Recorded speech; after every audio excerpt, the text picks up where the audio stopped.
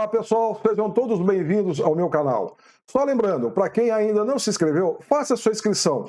Com isso você receberá notificações toda vez que eu postar um vídeo novo.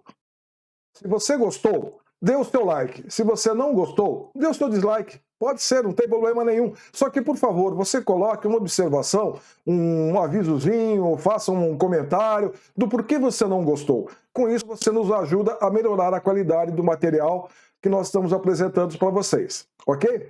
E agora vamos lá para o vídeo de hoje. Pois então, pessoal, o vídeo de hoje, o assunto de hoje é muito interessante. Várias pessoas constantemente me perguntam: Marco Paulo, como foi o desenvolvimento da fibra ótica? Qual é a história da fibra ótica? Então, hoje, o vídeo que nós iremos apresentar para vocês é exatamente a evolução da fibra ótica a nível mundial e também a nível Brasil. É um assunto bem interessante, espero que vocês gostem, ok? Então vamos lá.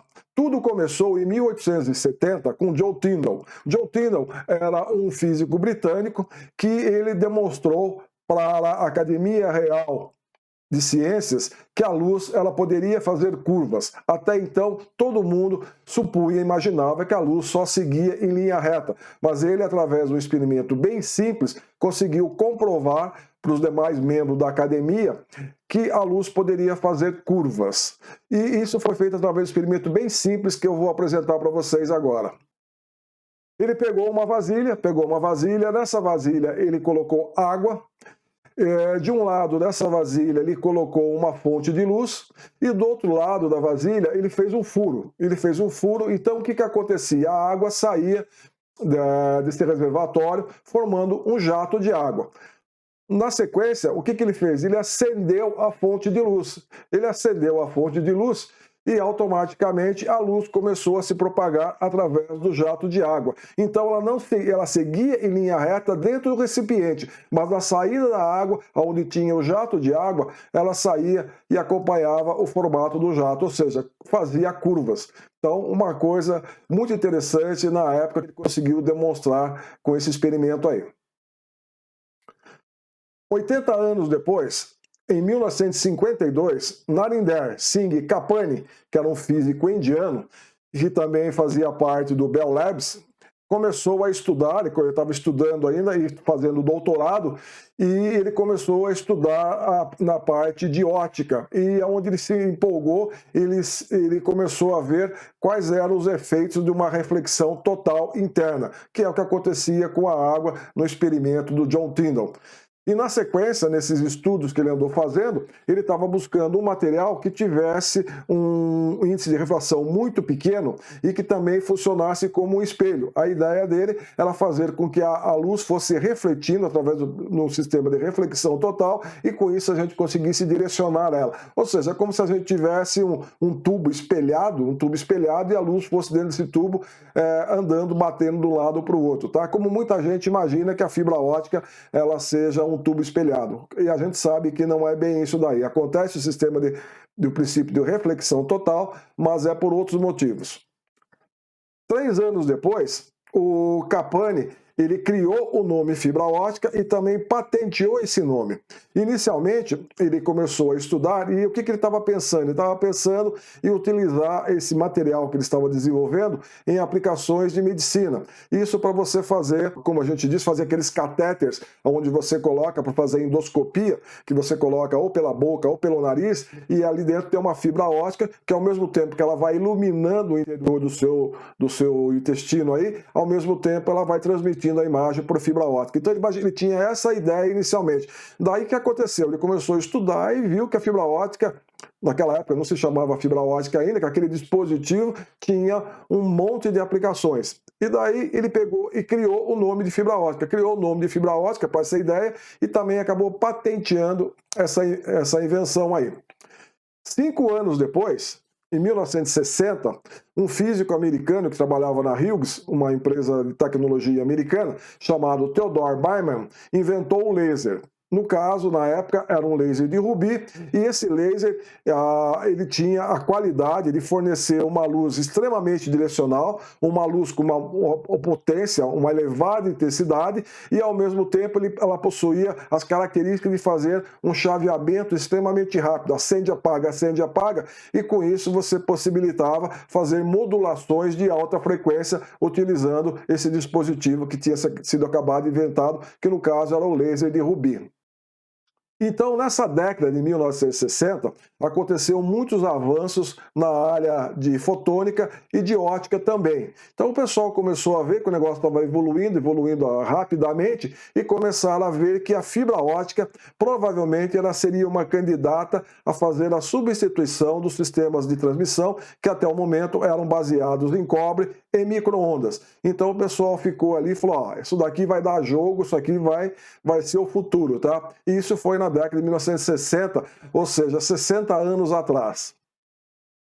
Em 1966, um físico chinês chamado Charles Kao, físico inglês chamado George Hockman, eles trabalhavam juntos e eles verificaram nos laboratórios do STL, que é o Standard Telecommunication Laboratories, da AT&T, International Telephone and Telegraph, do Reino Unido. Eles trabalhavam nos laboratórios e chegaram à conclusão seguinte: falou, pô, se a gente tiver um dispositivo, uma fibra ótica que tem uma atenuação mais ou menos na faixa de 20 dB por quilômetro, e utilizando aquele laser que tinha sido desenvolvido, isso daí acho que vai dar jogo, a gente vai conseguir fazer transmissões a longa distância utilizando a fibra ótica e o laser, tá? E só que para isso, o que tinha que acontecer? Tinha que desenvolver um vidro de altíssima pureza. Então aí o pessoal já não estava mais trabalhando naquele sistema de espelho, tá, do Capani, e sim já estavam vendo com relação à parte de vidros, né? A reflexão total que ocorre dentro dos vidros. Isso foi em 1966. Também em 1966, agora a nível Brasil, aconteceu uma coisa muito importante. Aconteceu a fundação da Unicamp pelo professor Zeferino Vaz. O professor Zeferino Vaz era uma pessoa muito idealista, ele tinha uma visão muito longa, assim, era um visionário, e a ideia dele era fazer o desenvolvimento, fazer a implantação de uma nova universidade. Só que a ideia era o seguinte: não era só você propiciar que o pessoal fosse lá, estudasse e fizesse graduação, ou fizesse uma pós-graduação. Ele queria também que o pessoal trabalhasse em pesquisa aplicada, em pesquisas básicas. E com isso você conseguiria, com base nessas pesquisas, você conseguiria fazer uma contribuição muito grande e desenvolveria a indústria nacional brasileira. Para isso, o que ele precisava fazer? Ele precisava trazer aquele monte de cientistas brasileiros que estavam no exterior. Então o que ele fez? Ele repatriou vários brasileiros, vários profissionais que estavam espalhados.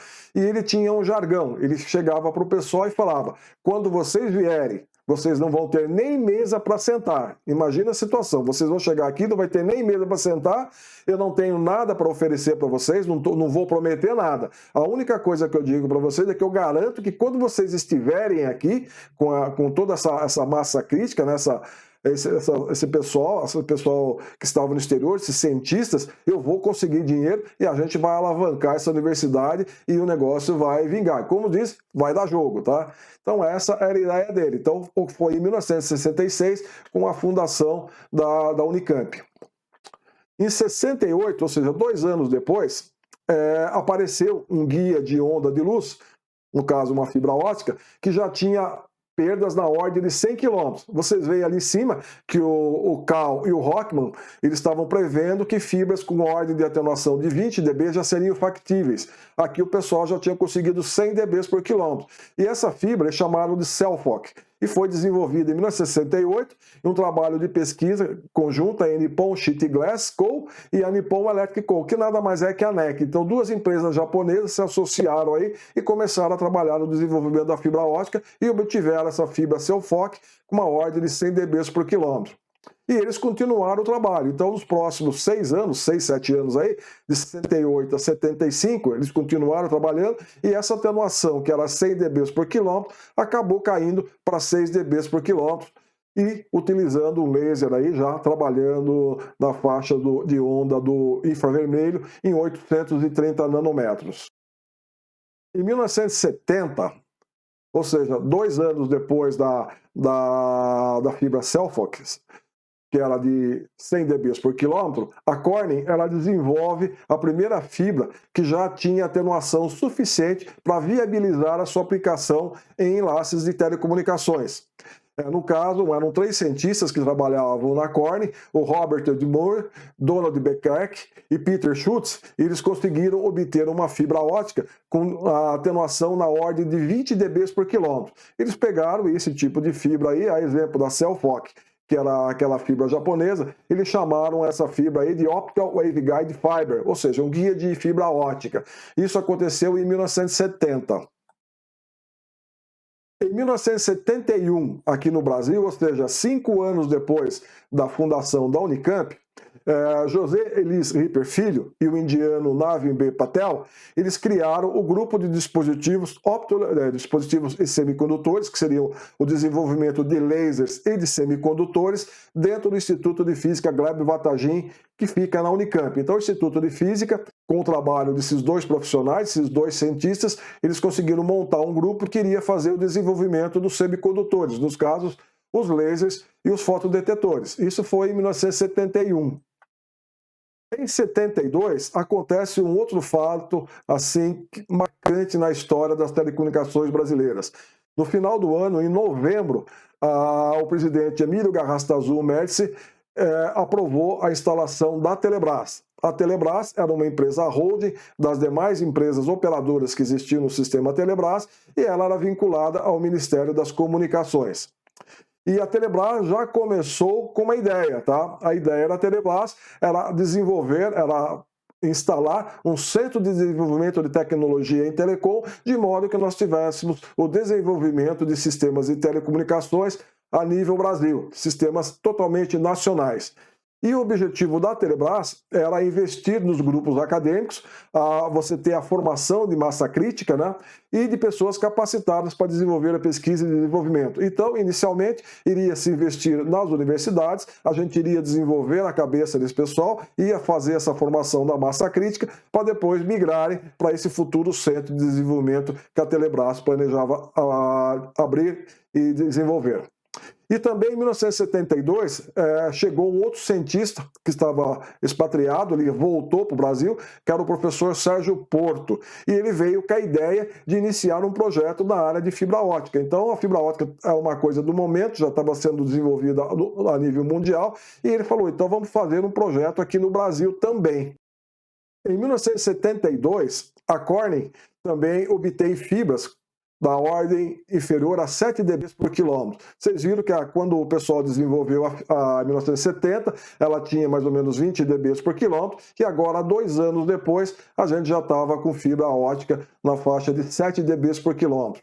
1 ano depois, em 1973, o Bell Labs, eles conseguiram já obter fibra com atenuação abaixo de 2,5 dB por quilômetro. Então você vê que a evolução da fibra ótica a nível mundial está sendo muito rápido, muito rapidamente. Em 73 também acontece um outro evento aqui no Brasil. A Telebrás, ela assina 3 contratos de desenvolvimento de pesquisa aplicada com as universidades. Um desses projetos foi com a PUC do Rio de Janeiro, que era um projeto na área de antenas.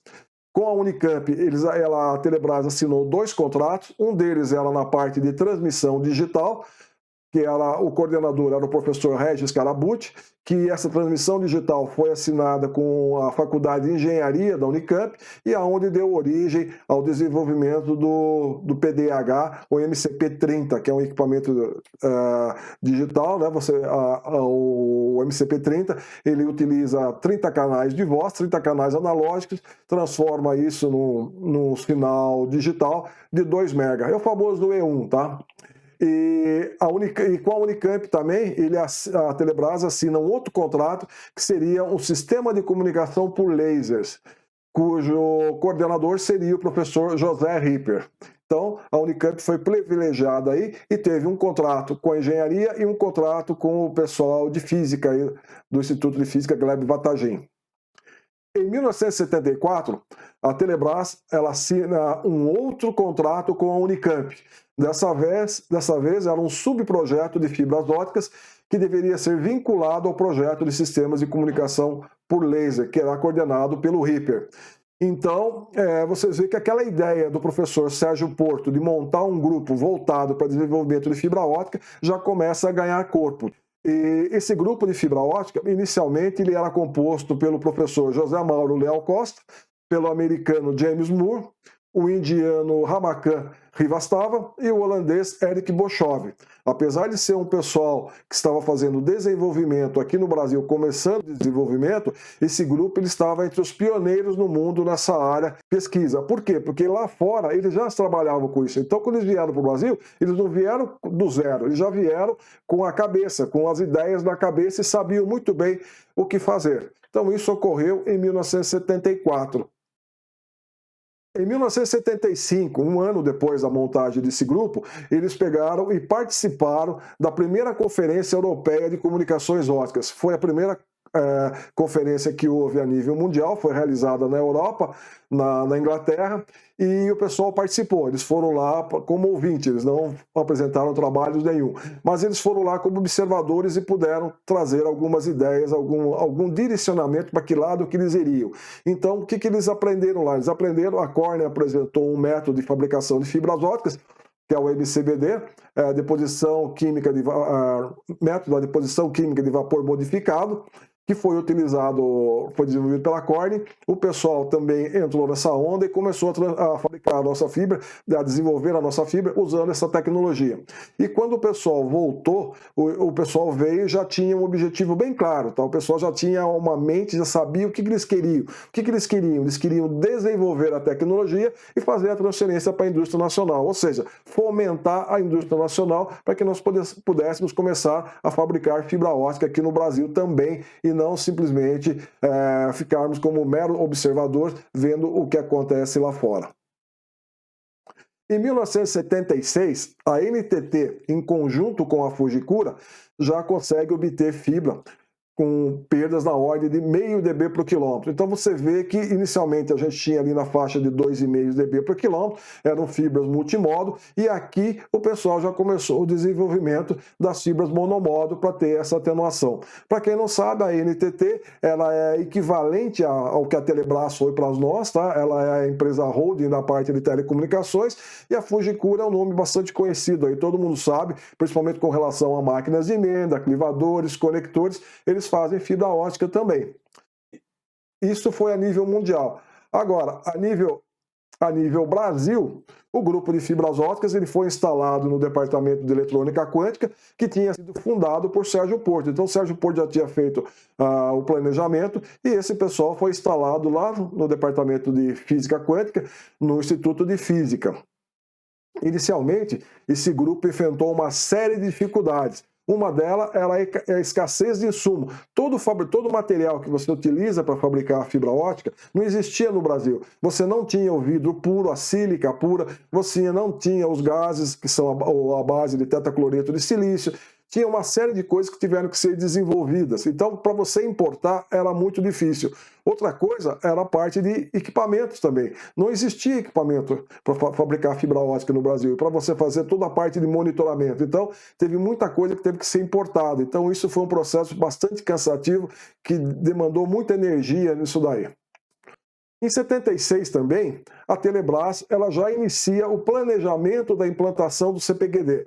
Lembra que eu falei que quando ela foi desenvolvida, ela tinha essa ideia de, no futuro, fazer a implantação de um centro de pesquisa, um centro de desenvolvimento, que no caso se chamava CPQD, Centro de Pesquisas e Desenvolvimento. E, para tanto, ela tinha 3 opções. Uma das opções era desenvolver esse centro de pesquisa na Ilha do Fundão, junto ao campus da Universidade Federal do Rio de Janeiro, e ficaria bem próximo do Centro de Desenvolvimento e Pesquisa da Petrobras e da Eletrobras também. A segunda possibilidade era fazer em São José dos Campos, isso por causa da proximidade do ITA, no Instituto Tecnológico da Aeronáutica. E um terceiro ponto que a Telebrás estava pensando, que era ficar perto de alguma universidade que a Telebrás já tivesse algum relacionamento, ou seja, já tivesse algum contrato, algum convênio de desenvolvimento de pesquisa. Nessa ocasião, então, o professor Zeferino Vaz, como eu disse, era uma pessoa bem perspicaz, bem esperta, bem atenta ao que acontecia, fica sabendo que a Telebrás estava procurando um lugar para implantar o CPQD. Então, o que ele faz? Ele pega e convida o presidente da Telebrás na época, que era o general José Antônio de Alencastre e Silva, o general Alencastre, conhecido, para visitar a Unicamp. Ele vai lá e apresenta a Unicamp, diz os projetos que estavam sendo desenvolvidos, projeto de laser, o projeto de fibra ótica, o projeto do equipamento MCP-30 e tal. Então, com isso, ele já consegue convencer o general Alencastre de que a universidade seria o centro do polo industrial e tecnológico aqui no Brasil. Então, com isso, foi feita a opção pela construção do CPQD em Campinas, o CPQD ele fica bem próximo da Unicamp e da PUC, que seriam dois centros de formação de mão de obra. Então, você tem onde está instalado o CPQD hoje, do CPQD até a Unicamp, você tem ali 2,6 quilômetros, 2.600 metros, do CPQD para a PUC nós temos 2,2 quilômetros, isso em linha reta, e entre a Unicamp e a PUC fica 2,7 quilômetros. Coincidentemente, a gente tem aí quase que um triângulo equilátero, tá? Então, são os centros de formação de mão de obra aí, que seriam utilizadas no CPQD, na implantação do CPQD. Agora, enquanto o CPQD estava sendo construído, né, onde ele está atualmente, o pessoal já começou a dar corpo nele. Então, começaram a alugar uma série de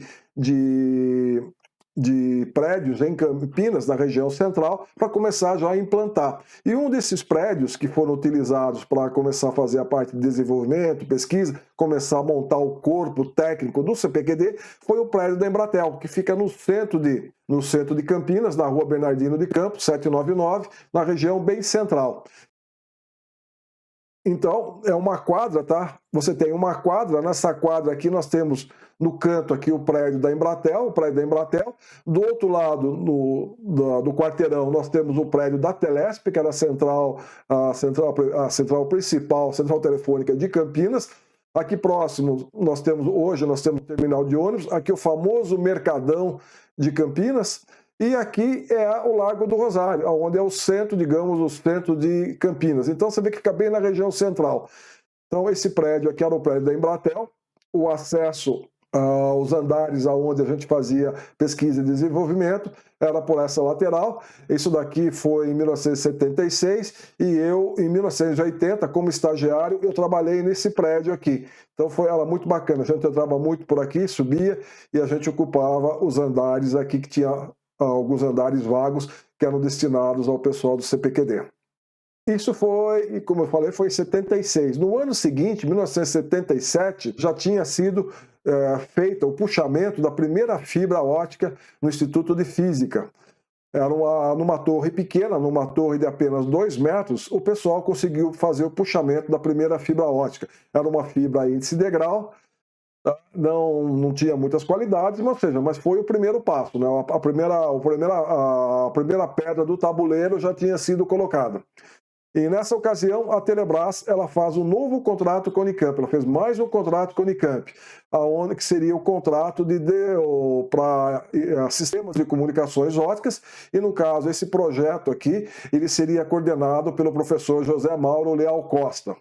Então, o que acontece? O pessoal pegou e dividiu o grupo. Então, os projetos com maior aplicabilidade, assim, já existia alguma coisa pronta, era simplesmente você aprimorar o desenvolvimento, ou seja, isso daí passou a ser feito pelo CPQD. E os temas acadêmicos, que era defesa de tese, de mestrado, doutorado, pesquisa básica, continuou sendo feita na Unicamp. E como eu falei, o grupo foi dividido. Então, esse pessoal que ficou na Unicamp, fazendo tese de mestrado, doutorado, de pesquisa aplicada, eles ficaram com o foco, eles tinham o foco que era fazer a formação técnica, fazer o desenvolvimento desse pessoal, e a coordenação ficou com o professor Ramacan Rivastava.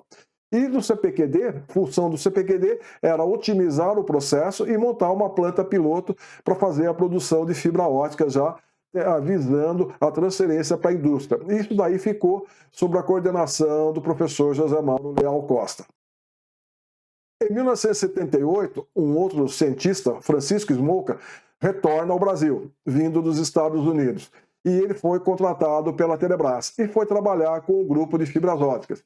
E ali foi feita uma divisão de tarefas e o Smolca ficou responsável pela caracterização da fibra ótica, tanto a nível de preforma, que a fibra ótica é dividida em duas partes, você tem a fabricação da preforma e depois você tem o puxamento. Então, na fabricação da preforma é feita toda uma caracterização para você ver se vai dar uma fibra boa, se não vai dar fibra boa. Então, essa caracterização e também depois do produto pronto, a fibra ótica pronta, ficou sob a responsabilidade do Smolca e o José Mauro ficou responsável aí pela parte de fabricação.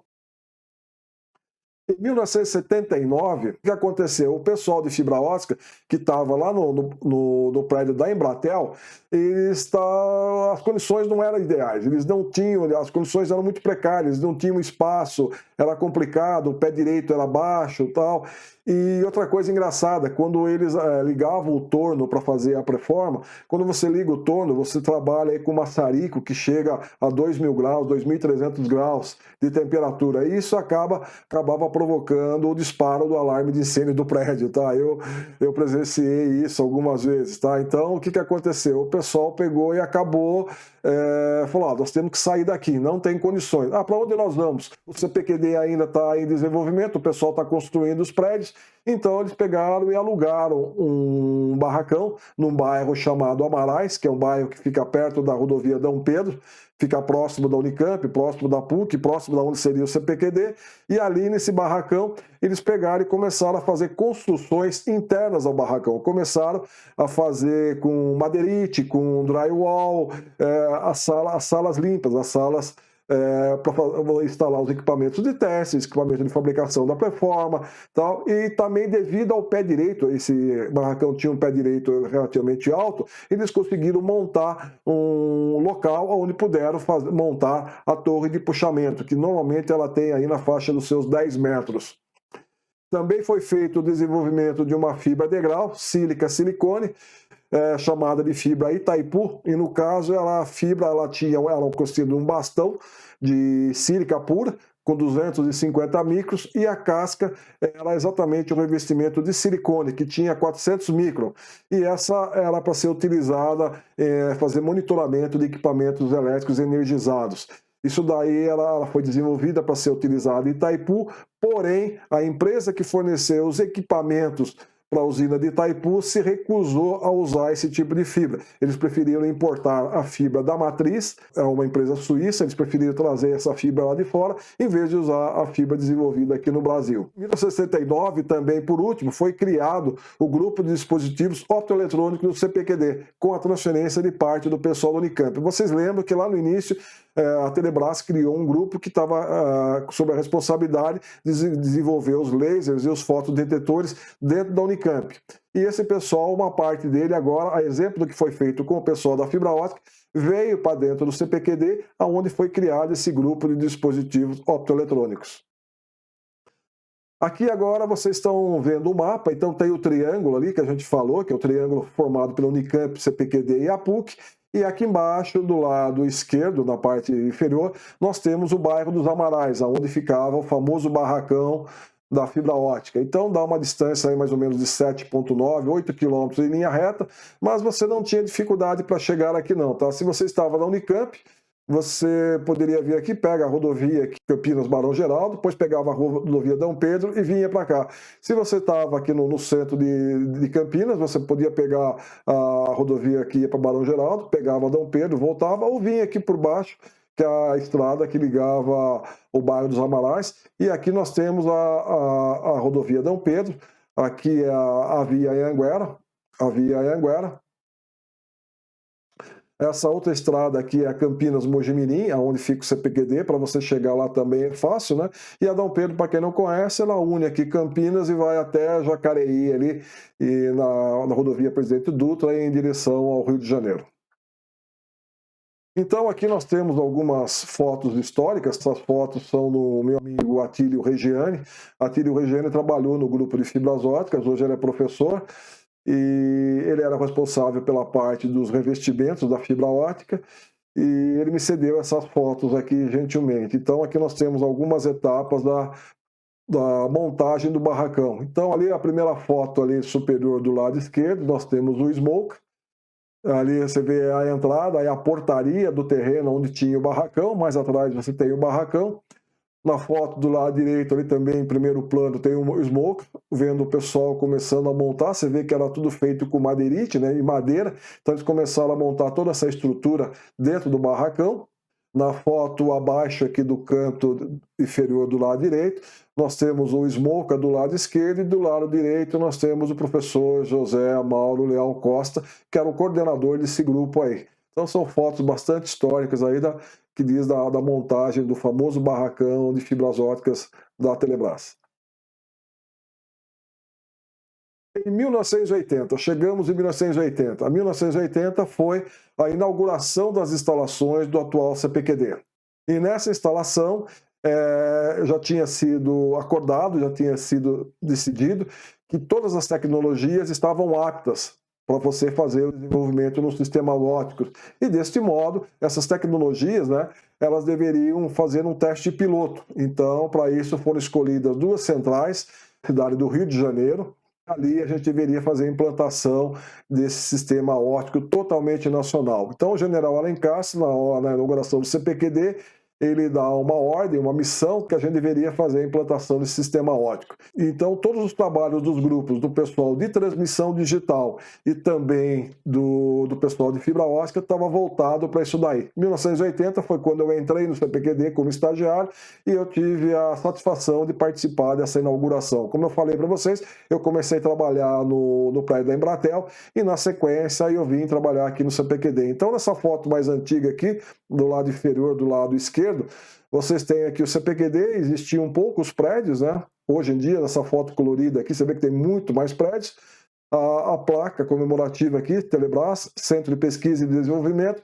Para quem não conhece, esse Centro de Pesquisa e Desenvolvimento tem o nome do Padre Landel de Moura. É Centro de Pesquisa e Desenvolvimento Padre Landel de Moura. Para quem não conhece, o Padre Landel de Moura foi um cientista brasileiro que fez muitos desenvolvimentos, tem muita coisa aí, mas é uma pessoa que nunca teve o reconhecimento que merecia destacado. Então, se vocês tiverem paciência, procura aí no Google Padre Landel de Moura e vejam quem foi o Padre Landel de Moura.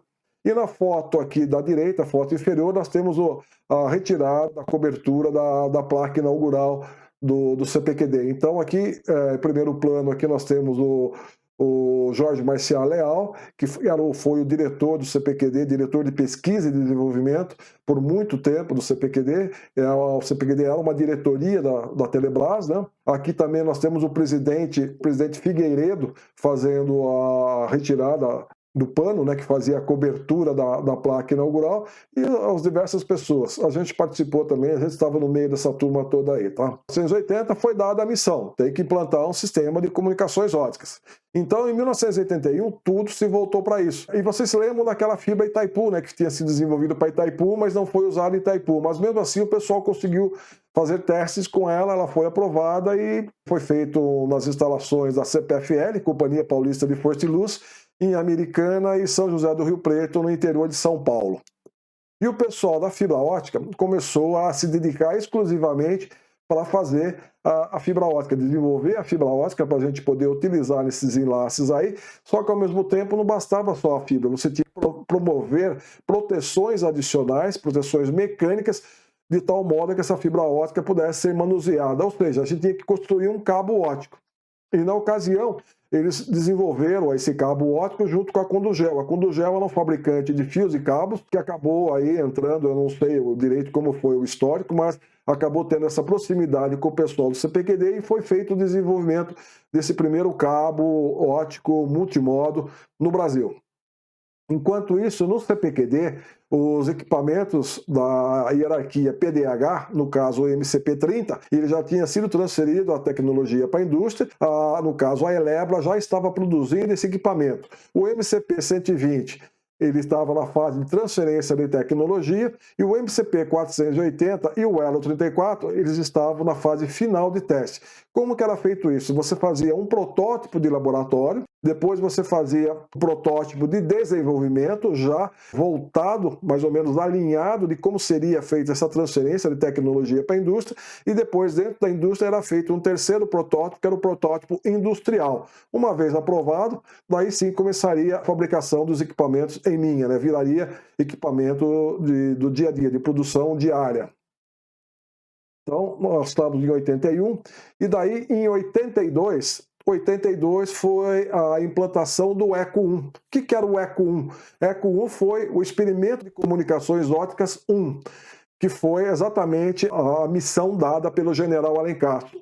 Então foi escolhido no Rio de Janeiro 2 cidades, na região atendida pela CETEL, Companhia de Telefones do Rio de Janeiro, foi a estação de Jacarepaguá e a estação de Cidade de Deus.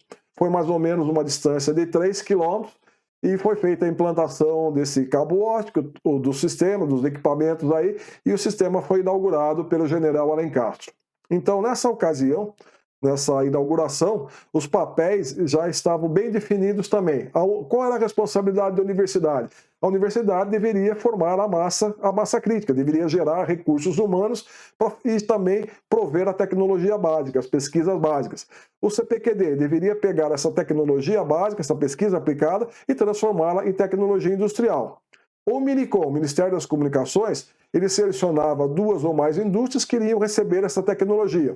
E deste modo, a Telebrás também, uma vez existindo fornecedores nacionais, ela impedia a instalação no SNT, no Sistema Nacional de Telecomunicações, ou seja, nas operadoras do sistema Telebrás, que houvesse a implantação de produtos concorrentes vindo do exterior. Então, com isso, o que acontecia? Ela garantia um mercado, fazia uma reserva de mercado para a indústria nacional e, ao mesmo tempo, ela promovia uma concorrência entre essas empresas que tinham sido escolhidas para receber essa tecnologia. E no caso dos equipamentos que foram utilizados no ECO 1, que era a família MCP e o Elo 34, foram escolhidas 4 indústrias. Foram escolhidas a Elebra, foi escolhida a GTE Multitel, a NEC e a ABC Teletra. A ABC Teletra, que era uma empresa italiana que foi comprada pelo Grupo ABC, que o Grupo ABC nada mais é que aquele grupo que era dono da CTBC, da Companhia Telefônica Brasil Central, lá de Uberlândia. Então vamos lá. Muita gente pergunta como que era esse cabo do ECO 1, né? Do Experimento de Comunicações Óticas 1. Ele era um cabo óptico extremamente simples, ele era formado por 4 monofibras. E a monofibra, o que é? A gente tinha a fibra ótica, que no caso era uma fibra ótica multimodo índice gradual, 125 micros de diâmetro externo, o núcleo dela era 50 micros de núcleo e 125 de casca. Por cima, a gente colocava um revestimento de silicone, não é como acrilato hoje o acrilato, você tem um revestimento de acrilato de 250 micros, naquela época era um revestimento de silicone de 400 micros. E o silicone, você passava a mão, ele saía muito facilmente, não é como o acrilato de hoje em dia, que você consegue manusear ele tranquilamente. Naquela época o silicone saía com muita facilidade. Então, em cima do silicone, foi colocado um revestimento de nylon, tá? Para garantir a resistência mecânica. Em cima desse revestimento de nylon, que tinha aí 0,9 ou 900 micros, né, 0,9 milímetros, nós colocamos vários elementos tensores aí de Kevlar. Então foi colocado fibra aramida, no caso conhecido Kevlar, que dava a resistência mecânica. E por cima foi colocado uma capa externa aí, no caso na época foi de polietileno, e isso daí tinha mais ou menos na faixa dos 3 milímetros de diâmetro. Para você montar o cabo, o que foi feito? Foi colocado um elemento central aqui, uma veia cega, de polietileno, uma veia cega de polietileno. Em volta dela foi colocada os 4 monofibras, verde, amarelo, azul e branco, nas cores da bandeira nacional. Na época, não se esqueça que a gente estava no governo militar. Foram colocados 4 enchimentos aí, ou veias cegas, né, para dar conformidade. Tudo isso foi enfaixado e por cima foi colocado uma capa de polietileno também na cor vermelha. Por que cor vermelha? Isso para você distinguir, para você chamar a atenção. Tá? E esse cabo ele tinha um diâmetro externo na faixa de 10 milímetros. Aqui nós temos um esquemático da rota do cabo óptico. Então nós saímos aqui em cima da estação Jacarepaguá, que fica na estrada do Pau-Ferro. Saímos com o cabo, tínhamos uma emenda no meio do caminho, uma segunda emenda, uma terceira emenda e uma quarta emenda. Então, na verdade, foram 4 emendas e 5 lances de cabo. E daí nós chegávamos aqui na estação Cidade de Deus, que fica na Avenida Marechal Mendes de Moraes. Então, isso daqui dava mais ou menos 3 quilômetros de cabo óptico. E aqui tem algumas informações, que são informações da época, as características da rota, tá? Então, o comprimento do cabo, o primeiro lance foi 630 metros, o segundo foi 510 metros, o terceiro 907, 561 o quarto e 640 o último lance de cabo. As características dos cabos óticos instalados da Cetel, como a gente falou, eram quatro fibras por cabo, né? Elas apresentavam atenuação na faixa de 4.9, 5.7, 6, 4.6, 4.7, 4.5, 4.9, 4.9, 4.4, 4.5, 7.2, 5.8, 5.5, 4.5, 5, 4.6, 5.9, 4.3, 6.5 e 5.5. Se vocês observarem, vocês veem que essa atenuação aqui, hoje em dia, são atenuações altas, mas naquela época eram atenuações extremamente baixas, ou seja, é o estado da arte que nós tínhamos na ocasião. Então, para atender essa demanda, elas atendiam tranquilamente. Eram 3 quilômetros apenas, né? Aqui é a perda nas emendas, tá? Que é uma coisa interessante. Hoje a gente briga, a gente diz que a perda nas emendas é 0,1 no máximo, e a gente trabalha aí com 0,05, no máximo 0,05, e naquela época a gente tinha 0,4, 0,3, 0,3, 0,3, 0,3, 0,6, 0,6, 0,2, 0,1, 0,2, 0,8, 0,3. 0,5, 0,2, 0,8 e 0,4. Você vê que valores extremamente grandes, se você comparar com os valores que a gente obtém hoje, né? A perda na emenda aqui dá maior do que 1 quilômetro de fibra, por exemplo. Então era uma coisa bem grande para os dias de hoje. Mas naquela época que eu falei, é o estado da arte, é o que nós tínhamos, né? E aqui no caso é a rota final. Então a fibra 1 ficou com 17 dBs, fibra 2 com 16, fibra 3 com 23 e a fibra 4 com 18. Então, essa era a atenuação. E com relação à largura de banda, a fibra 1 ficou com 150 MHz, a fibra 2 com 180, a fibra 3 com 160 e a fibra 4 com 180. Aqui vocês também têm mais um diagrama ilustrativo da rota, né? Então, a Central Jacarepaguá fica na estrada do Pau-Ferro, número 67, ali no Pechincha, na região de Jacarepaguá. Ela desce pelas ruas, né? Foi uma instalação de cabo subterrâneo, e ela chega aqui na Cidade de Deus, a estação CDS, Cidade de Deus, fica na estrada Marechal Miguel Salazar Mendes, 1409. E aqui vocês têm a vista frontal de como está hoje a Central de Jacarepaguá e a vista frontal da estação de Cidade de Deus. Da época nós temos um cartaz aqui, um cartaz ilustrativo que foi feito pela Condujal e pela Telebrás, foi publicado em várias revistas aí de telecom, onde você ressaltava o desenvolvimento do cabo de fibras óticas. Aqui também é um painel que estava instalado no showroom da Telebrás do CPQD, não sei se existe ainda esse showroom ou não. A caixa de emenda que foi utilizada, na época foi utilizada um terminal subterrâneo, uma caixa TSU, que é um terminal subterrâneo. Então nessa caixa eram feitos 2 furos na base, inseria-se os 2 cabos. Essa base junto tinha uma estrutura metálica, onde eram presos os cabos. Aqui as fibras ficavam expostas. E essa base aqui era preenchida com resina. Então esses 2 líquidos aqui, você misturando, fazia o preenchimento da resina. E as fibras eram emendadas por máquina de fusão e elas eram acomodadas em canaleta, não se tinham tubos termocontráteis ainda como nós temos hoje. Então tinha uma canaleta aí mais ou menos de uns 10 centímetros de comprimento, do formato de U, você depositava a fibra no interior dessa canaleta e preenchia com uma resina epóxi. Na época se chamava cascopox, o tipo de cola, né, uma cola chamada cascopox, que é o equivalente ao araldite. E essa caixa de emenda, ela fechada com a abraçadeira aqui, ela ficava estanque. Então ela foi parafusada, fixada na lateral da caixa subterrânea. Como vocês veem aqui, então deixava-se uma reserva de cabo e ela ficou fixada na parede da CS. Esse daqui é o grupo inicial do pessoal do CPQD. Um detalhe interessante é que naquela época as fibras não eram acomodadas nas bobinas de plástico como nós temos hoje, e sim em bobinas de isopor, que tinha aí um diâmetro relativamente grande, né, para você ver proporcionalmente o pessoal. Então esse é o pessoal da Fibras Óticas do Barracão. Aqui foi quando houve a entrega dos cabos pela Telebrás, né, pela Condugel, desculpe, para a Telebrás. Aqui nós temos o professor José Mauro Leal Costa, aqui o Eric Bochov, o Francisco Smoke.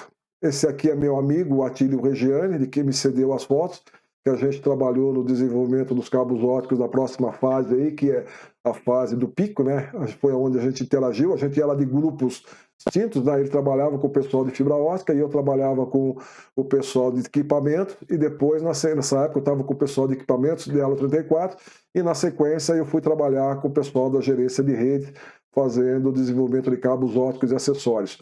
E na inauguração do ECO 1, o que o pessoal fez? O pessoal fretou um ônibus, levou todo o pessoal do CPQD e o pessoal da universidade que tinham trabalhado nesse projeto, e foi todo mundo lá para o Rio de Janeiro lá acompanhar a inauguração. Essa foto tem bastante gente aqui, e eu ressalto duas pessoas. Ressalto aqui meu colega Juliano Castilho, da Lantônia. A gente se formou junto, a gente era da mesma turma da Unicamp. Ele trabalhava, nessa época, ele trabalhava no projeto da Unicamp. Depois, quando houve a montagem do pessoal de cabos óticos e acessórios na gerência de redes, eu convidei, trouxe ele para trabalhar comigo. E tem um outro aqui que é o engenheiro Max Antônio Ramos Lucas, que é formado na mesma época que nós, mas na engenharia mecânica, e ele fez um trabalho muito bom, que era na parte de caracterização mecânica de fibras óticas, foi a tese de mestrado dele. Ele também veio trabalhar conosco, a gente convidou ele, veio trabalhar conosco, ficou um tempo com a gente, só que hoje ele saiu, ele virou professor também, está dando aula, e está dando aula de economia, da parte financeira aí, tá? Então deixou de ser engenheiro e resolveu ganhar dinheiro agora, como eu costumo dizer. São pessoas da minha época, pessoas com quem eu convivi bastante. Chegamos então em 1983. 1983 foi escolhida a ABC Chistal como a empresa que iria receber a tecnologia de fabricação das fibras óticas. E ela também teria uma reserva de mercado de 5 anos. A ABC Chistal ela foi formada, era uma empresa do Rio de Janeiro que se chamava Chistal. E ela fabricava cristais de radiofrequência, acho que ainda existe, se não me engano, a Chistal. E na época, na ocasião, ela foi comprada pelo Grupo ABC. Como eu falei, o Grupo ABC era o grupo lá de Uberlândia, que foi oriundo da CTBC, Companhia Telefônica Brasil Central, e hoje o Grupo ABC tem o nome de Algar, Grupo Algar, em homenagem ao fundador, que é o comendador Alexandrino Garcia. Junto com essa concorrência, a ABC Chistal ela já levou o primeiro pedido. Era um pedido para a produção de 2.000 quilômetros de fibras óticas a serem produzidos em 12 meses. Então tinha um ano para começar a produzir e entregar esses 2.000 quilômetros de fibras óticas. E também começou-se o início do desenvolvimento dos cabos óticos junto aos fabricantes. E para isso, do CPQD, nós acionamos a DRI, que era a Diretoria de Relações Industriais da Telebrás, para que ela nos designasse parceiros para fazer esse desenvolvimento. Então, o que ela fez? Ela pegou e escolheu quem era fabricante de cabo telefônico. E para isso foram selecionadas empresas que queriam trabalhar conosco. Então, nessa época, eu já estava com o pessoal de cabos óticos e acessórios, e nós começamos a acompanhar, fazer visitas praticamente. No meu caso, eu ficava mais viajando do que no próprio CPQD, acompanhando o desenvolvimento e a fabricação dos primeiros protótipos em todos esses fabricantes aqui. Então, foram selecionados quais fabricantes que foram selecionados na ocasião. Foi selecionado a Bracel. A Bracel é uma fábrica que ficava em Santana de Parnaíba, no interior de São Paulo, próximo da capital, e é uma empresa que foi incorporada depois pela Alcatel, e hoje essa empresa não existe mais. A Condule era outro fabricante nacional que ficava em Taboão da Serra, era uma empresa familiar também, que por motivos diversos aí acabou desaparecendo, também não existe mais hoje em dia. Daí apareceu a Condugel. A Condugel tem uma coisa engraçada, foi uma briga. A Condugel não estava nesse grupo inicial, ela ficou de fora. Por quê? Porque nós questionamos a Telebrás. A Telebrás Brasília, ela falou, não, nós designamos somente quem é fornecedor de cabo telefônico. E a Condugel não é fabricante de cabo telefônico, ela é um fabricante de fios e cabos elétricos. Mas nós dissemos, poxa, mas o pessoal já tem know-how, eles participaram do desenvolvimento do cabo do ECUM, eles não podem ficar de fora. E depois de uma pressão muito grande de nós, do CPQD, né, do pessoal de redes, do pessoal de fibras óticas e da própria Condugel, a Telebrás Brasília abriu mão e liberou a Condugel também para participar desse processo aqui. Uma outra empresa foi a FICAP, que ela estava no Rio de Janeiro, ela existe no Rio de Janeiro ainda, e hoje ela foi incorporada pela Nexus. Hoje a Nexus ela fica ali na Pavuna. Então é um fabricante bem antigo também, que participou desse desenvolvimento aí. Nós tínhamos em Guarulhos a Forst, uma empresa que tinha capital americano, da General Cable, e na sequência ela foi incorporada pela Alcoa. Não sei se ela existe ainda ou não, mas eu sei que o nome Alcoa aí, ela é um nome muito forte, e eles começaram a participar muito, ganharam muita concorrência mesmo com cabos OPGW. Não sei se essa empresa existe ou não, mas um outro detalhe também, a FICAP na época era uma empresa que tinha participação da Ericsson da Suécia. Outra empresa é a Furukawa, que vocês conhecem, a Furukawa continua existindo até nos dias de hoje. Existia uma outra empresa também chamada Marcicano, que ficava em Salto, no interior de São Paulo, perto ali de Campinas, perto de Sorocaba, de Campinas e Sorocaba. A Marcicano era uma empresa familiar também e ela tinha participação da Fujikura.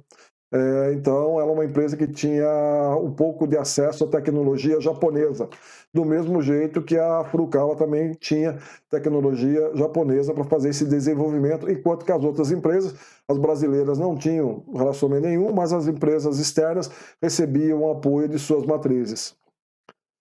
Uma outra empresa também, chamada Montedest, que fica ali próximo do CPQD, na rodovia Campinas-Mogi-Mirim, desenvolveu também. Ela tinha, na época, participação da Dainit. A Dainit era uma empresa de cabos do grupo Mitsubishi, então eles tinham um pouco de tecnologia, mas essa parte de cabos óticos eles não receberam muito apoio, não. Tanto é que eles optaram por fazer o cabo com a sugestão que nós demos pelo CPQD. E hoje essa empresa existe ainda e ela foi incorporada pela Anfenol. Hoje ela comercializa os produtos com a marca Anfenol. E por último nós temos a Pirelli. A Pirelli começou o desenvolvimento em Santo André, onde ela tinha o centro de pesquisa dela, junto com a divisão de pneus. Então existia a Pirelli Cabos e a Pirelli Pneus. A nível mundial, o grupo Pirelli Cabos foi vendido pela Prisma. Então aqui no Brasil, o grupo Prisma assumiu a Pirelli Cabos e com isso toda a parte que existia em Santo André, referente a cabos, foi transferido para Sorocaba, onde a Pirelli já tinha a fábrica e hoje temos a Prisma. Como eu disse, um detalhe interessante, nós na época do CPQD, a gente desenvolveu uma ideia, um projeto, um norte mais ou menos do tipo de cabo que deveria ser feito, e desses fabricantes aqui, que são 9, 7 optaram por essa metodologia e 2 optaram pela concepção de cabos japoneses, que no caso foi a Marcicano e a Furukawa. Aqui são fotos antigas da época da fábrica da Condugel. E vocês veem aqui, por exemplo, é a parte de revestimento da fibra. A fibra, como eu disse, era em silicone e a gente era obrigado a fazer o revestimento da fibra. Então, era feita a aplicação de nylon 12 na época e tínhamos essas bobinas. Aí você vê que essas bobinas eram bobinas enormes, bobina de isopor. A gente utilizava para receber a fibra. E um detalhe interessante, o silicone ele absorvia muita umidade. E a hora que você ia processar na extrusora, isso causava muitas bolhas no revestimento. Então, você tinha que tirar essa umidade. Para você tirar essa umidade, você colocava a bobina na estufa. E teve um dia que nós deixamos de um dia para o outro, né? E no dia seguinte a gente voltou lá, a estufa tinha dado um problema e a temperatura aumentou e derreteu tudo. Então nós chegamos ali, tinha uma pasta, uma gosma, que era a bobina derretida, e aquele monte de anéis de fibra ótica, né? Então perdemos aí, acho que 1 ou 2 bobinas de fibra ótica na ocasião, que era uma coisa rara, né? Era difícil você conseguir, difícil você obter, porque a produção era pequena ainda. Na parte inferior, na foto do meio, vocês têm aqui a extrusora. Vocês têm aqui a fibra já com nylon, essa fibra com nylon revestida aqui, ela já entrando aqui no cabeçote da máquina e aqui saindo o tubo. Então você fazia um tubo, na época normalmente a gente usava polipropileno ou usava o próprio nylon para fazer o tubo e a fibra ficava interna. Então a gente tinha uma fibra do tipo tight, com revestimento aderente, dentro de um tubo luze. Então o pessoal da Europa, principalmente americano, eles não entendiam que a gente estava fazendo um cabo tight com fibra luze, um cabo luze, desculpe, com fibra tight. Então, mas tudo bem, é uma coisa da ocasião. E aqui embaixo, foto da reunião. Então você tinha os tubos luze, mais os condutores elétricos. A gente tinha 4 condutores elétricos, não eram pares, eram condutores. Por quê? Porque esses cabos óticos eles seriam pressurizados e a gente teria pressostato dentro das caixas de emenda. Aqui temos uma foto de quando a gente estava testando os cabos óticos prontos. Os fabricantes deveriam desenvolver um protótipo com pelo menos 1 km, com 12 fibras, entregava para o CPQD e o CPQD testava. Então aqui no caso nós temos uma caixa de concreto aqui, de tijolo, que imita uma caixa subterrânea com as mesmas dimensões, aqui, os mesmos degraus aqui, só que a nível do solo. E aqui a gente tinha uma linha de perfilados, distância de 1 metro mais ou menos, onde tinha canos de PVC e a gente simulava a linha de dutos. Nós desenvolvemos também para otimizar a ocupação dos dutos, eram dutos de PVC de 100 milímetros, 4 polegadas. A gente desenvolveu um subduto quádruplo, era formado 4 dutos, que eram de 2 polegadas ou 2 polegadas e 1/4. E com isso a gente conseguia instalar o cabo sem interferir nos cabos adjacentes. No caso aqui, sou eu testando os cabos, então naquela época já tinha a minha barba, ela preta, eu já tinha cabelo ainda, né? Então era magro, não era gordo. É isso aí. E outra coisa que foi desenvolvida na ocasião também, ela desenvolveu uma caixa de emenda. Essa caixa de emenda deveria ser uma caixa totalmente mecânica, não poderia ter fechamento utilizando o termocontrátil, não poderia utilizar resinas também, que era material importado. Então era uma caixa totalmente mecânica. E para isso a gente desenvolveu utilizando um princípio de conexão de mangueira. Tá? Então era um sistema cônico, onde você tinha umas buchas de borracha, e essa caixa de emenda ela foi desenvolvida e ficou muito tempo em operação. E a patente disso, nós patenteamos isso daqui. Inicialmente a caixa ela começou a ser usinada e depois é que foi feito o molde e foi feito injetado. Aqui está a patente em nome do CPQD, e nessa patente existem 3 inventores. Um era o Carlos de Mantova, que trabalhava conosco no grupo, o outro era o Juliano, que eu falei para vocês que era meu colega de turma da Unicamp, e por último meu nome também aqui, eu sou um dos inventores. Na caixa de emenda, a Diretoria de Recursos Industriais, a DRI da Telebrás, escolheu um parceiro, que no caso era a Romitel, que fabricava dispositivos para rede de telecomunicações, caixa de emenda, blocos, terminais, coisas desse tipo. Eles receberam autorização para fazer o desenvolvimento dessa caixa de emenda. Fizeram o desenvolvimento, começaram a fazer o molde, e esse molde era caríssimo. Hoje em dia, molde de injeção é caro. Naquela época, então, era um absurdo. E nessa época, a Romitel já não estava muito bem financeiramente, e resumo da história, eles acabaram vendendo o molde para a Splice, concluíram o molde e venderam para a Splice. E a Splice é que começou a injetar e começou a comercializar essas emendas aí com uma reserva de mercado de 5 anos. E a Romitel, apesar do dinheiro que ela recebeu com a venda, ela não teve uma sobrevida muito grande não. Logo na sequência ela acabou fechando. E um outro item também que a gente desenvolveu foi um distorcedor de dimensões reduzidas. Para que ela usa o distorcedor? O cabo deveria ser fornecido com uma cabeça de puxamento pelo fabricante. A instalação dos cabos era feita com um cabo de aço, então você lançava o cabo com 2 km e você instalava de uma vez só e ele era puxado pelo cabo de aço e com esse distorcedor no meio. Esse distorcedor ele tem a função de girar para lá e girar para cá, de tal maneira que você não provoca torções no cabo óptico. Foi baseado também nos cabos telefônicos, então foi feito de dimensões reduzidas. No caso aqui, na época, foi feito pela Civitella. Agora, detalhe interessante aqui, mostrar uma coisa para vocês. Aqui a gente tem a localização do CPQD, como eu falei, aqui é a rodovia Campinas-Mojimirim. Você subindo aqui essa estrada, você vai chegar nesse retângulo aqui que eu coloquei, não é bem retângulo aqui, um polígono amarelo, aonde é o CPQD. E na época, quando foi feita a criação do Departamento de Rede Externa, o DRE, o engenheiro Fanton ele conseguiu convencer o general Alencastro de que deveria ter um centro de estudos de rede. Só que o centro de estudo de rede não foi aprovado a diretoria de rede externa, que seria vinculada ao CPQD. Então, na época o pessoal falava, mas para que fazer um grupo, fazer estudo de rede? Pô? Isso daí é baixa tecnologia, isso aí não vai resolver nada. Nós aqui do CPQD que nós fazemos alta tecnologia, tecnologia avançada. Só que é um negócio engraçado, só que se você, como o Fanton, que era o gerente na época, colocava, ele falou, se você não tiver a rede externa, que é a baixa tecnologia, nada do que você desenvolver aqui em cima vai funcionar. Então é uma baixa tecnologia que tem que ser necessária e suficiente.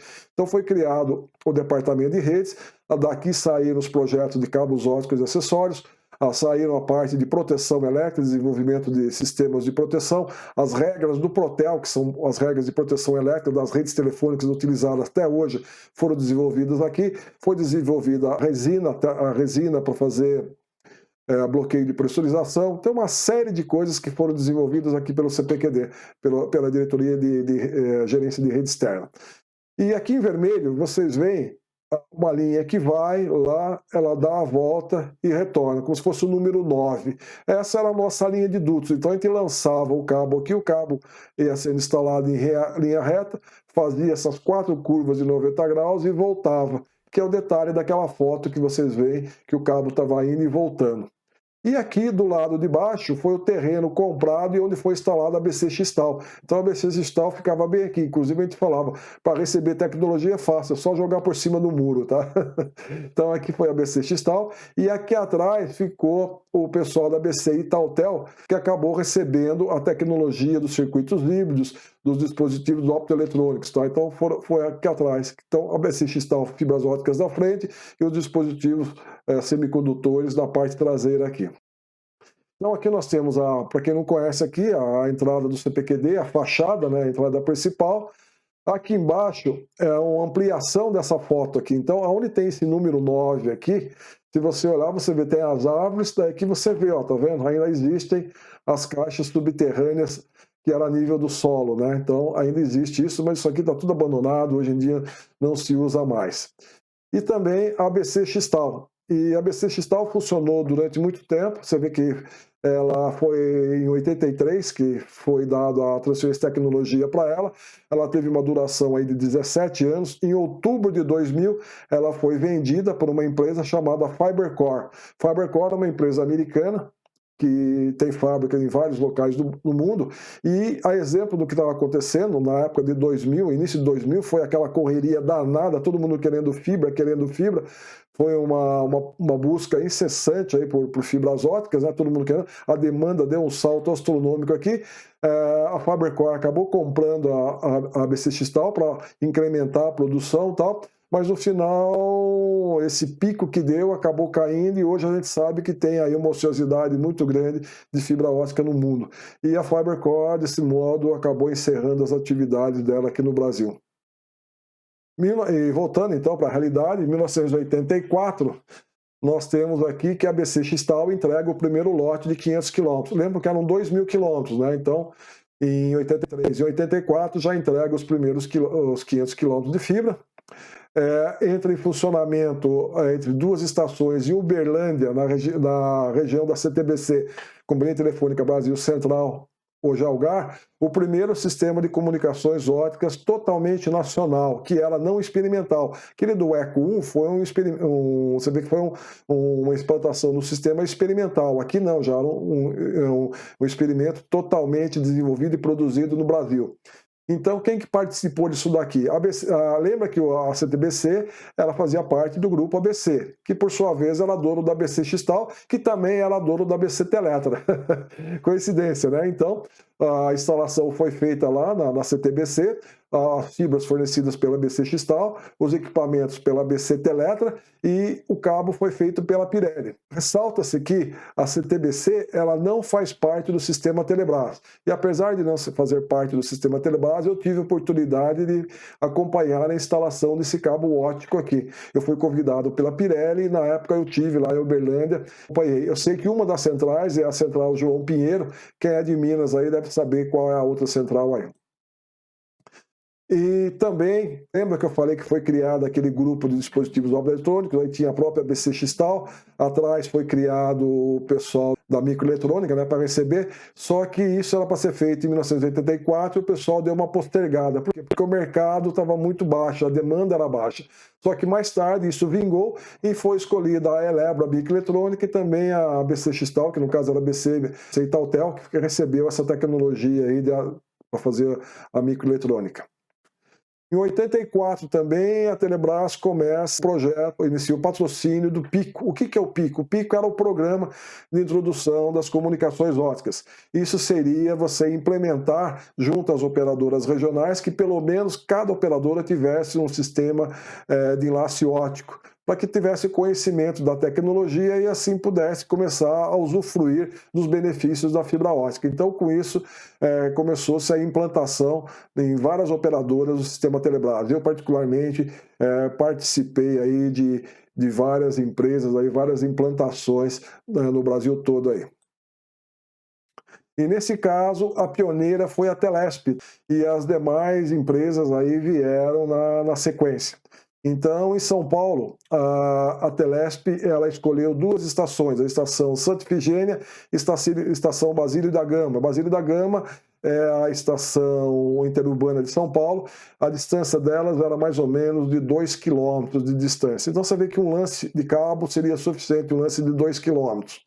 Quando a Telebrás fez o desenvolvimento dos cabos óticos, foi feita uma consulta para todas as teles do Brasil. E todas elas disseram, cabos de 12 fibras é suficiente, a gente não precisa de cabo com capacidade maior do que 12 fibras. E assim foi feito. Então, o desenvolvimento que nós fizemos no CPQD, daquela sugestão de cabo, que é um cabo de formação concêntrica, ele é para 12 fibras. O diâmetro externo dele é 19 milímetros. E os cabos com a concepção japonesa, que no caso é a Marcicano e também o cabo da Furukawa, eles tinham 19 milímetros, só que eles possibilitavam você ir até 36 fibras, utilizando o mesmo dimensional, a mesma concepção de cabo. Tá? Isso para explicar para vocês o que é que aconteceu, essa confusão toda. Como eu disse, então, a Telesp ela precisava de 2 cabos, ela precisava de 24 fibras. Então ela pegou e fez a licitação. Todo mundo apresentou o cabo de 12 fibras, a Marcicano ela apresentou o cabo de 12 e opcionalmente ela apresentou um cabo de 24 fibras. Resumo da história, deu a maior confusão. Por que deu a maior confusão? Porque a Telesp ela alegou o seguinte, olha, eu vou ter que comprar 2 cabos, cada cabo custa X, então eu vou ter que gastar 2X.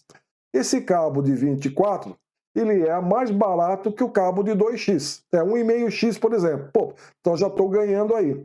E na hora da implantação, eu vou ter que pagar 2 implantações, 2 instalações de cabo, enquanto que eu posso pagar uma só.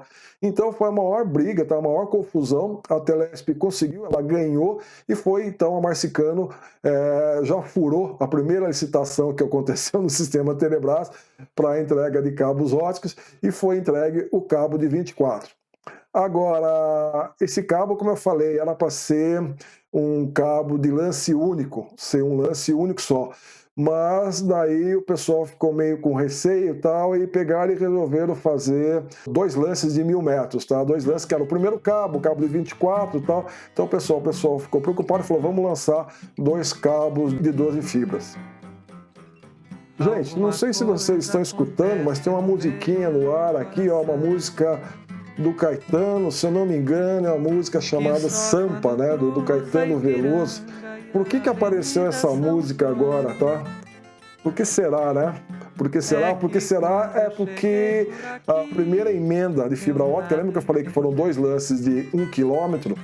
Esses 2 lances de cabo, eles foram emendados na esquina mais famosa de São Paulo, que nada mais é que a esquina da Avenida Ipiranga com a Avenida São João. Então ali, em frente ao Bar Brahma, né, um bar tradicional de São Paulo, foi feita a primeira emenda de cabos óticos numa empresa do sistema Telebrás, no caso a Telesp.